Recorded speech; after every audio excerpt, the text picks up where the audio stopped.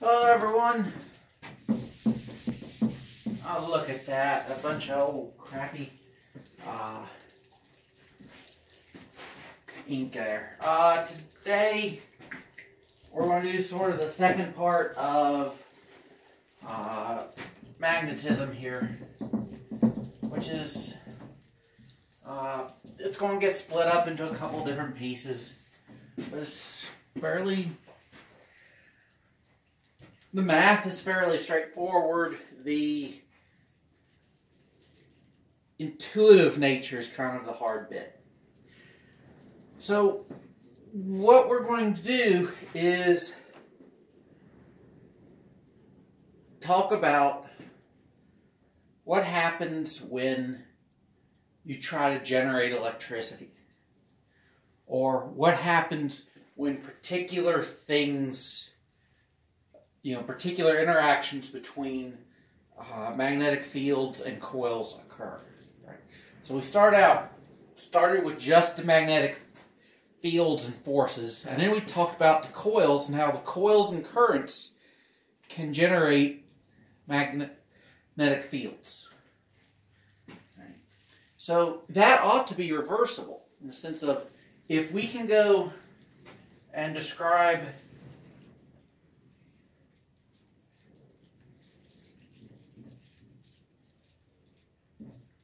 if we have a current that flows around, this is going to give us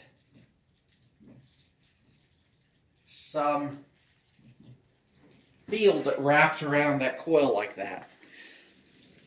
This ought to be reversible. We ought to be able to talk about, here is some field, and here is a coil, and this ought to lead us to some sort of current that flows around. It is a particularly windy day here, if you hear the wind in the videos. So people thought about this, and they looked into it, and they realized that there was a problem. If you just wrap some wire around a magnet, it doesn't work. You can try this at home. Get a magnet, get a little wire. You have one of those flashlights that you have to shake to charge up. When it's dead and you just hold it stationary, it never charges up. The shaking bit is important.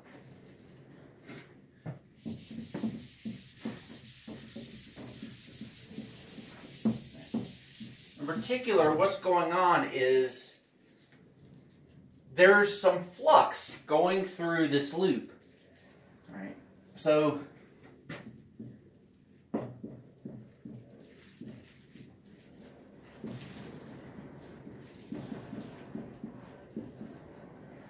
it has some area A. In this case, it's a circular loop, so it's pi r squared.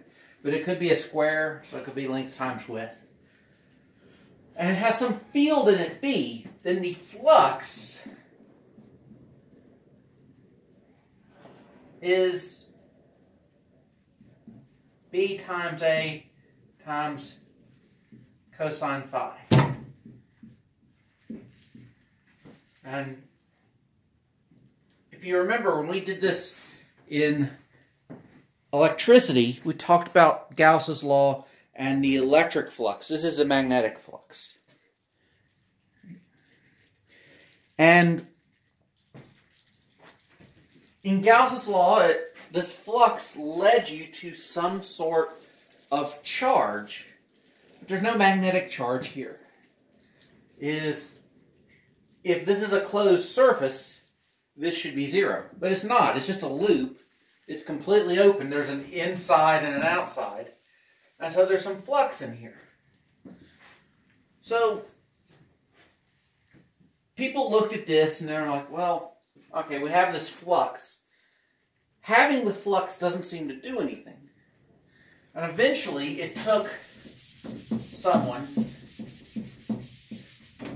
who gets a law named after him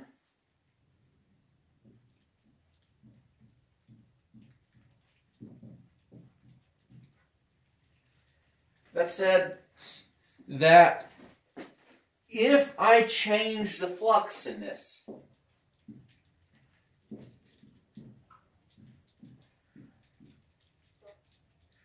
that's going to equal some what's going to be called electromotive force.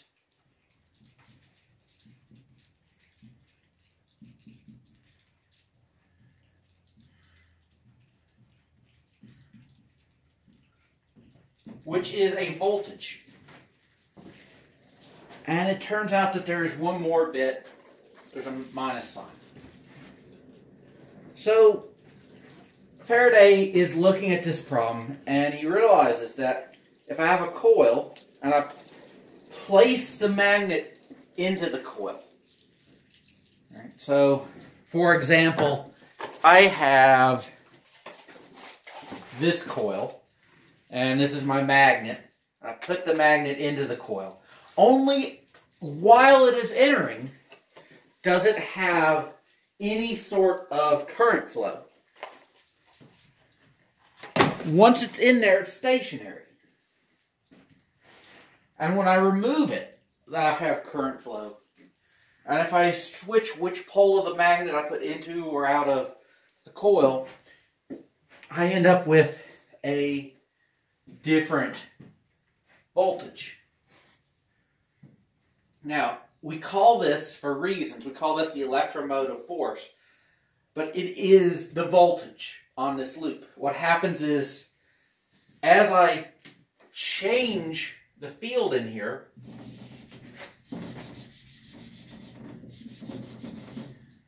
let's say I put in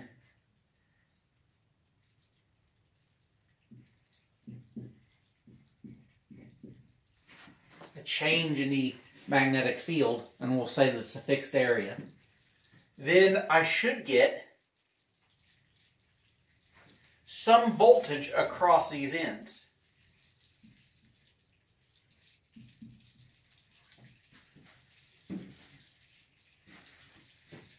And there's one other thing is, if I have a bunch of coils, all right, if this is, say, 100 turns, then I'll have an N here. So I'll carefully rewrite this. It's minus N d phi dt. So the number of turns times the change in the flux. Now there's a couple different ways of changing the flux. You can take a loop. Here is my loop, right? You can take a loop and you can try to squish it or stretch it. You can leave it fixed and put more field into it or take field out of it. Or, because you have this cosine phi here, that means you can change the angle. If the flux is into the board, I can just rotate this. Like that.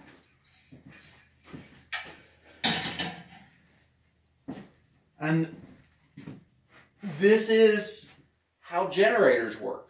Right? We talked about motors. And the idea is that you supply a current, in this case by supplying a potential across this coil, and it forces current to flow. And it interacts with a field that's already there to cause the motion. A generator works in reverse. You cause the motion in a magnetic field that's already there, and it generates your potential difference. This is a potential difference. It is a voltage. You can use Ohm's law with this. It's perfectly valid.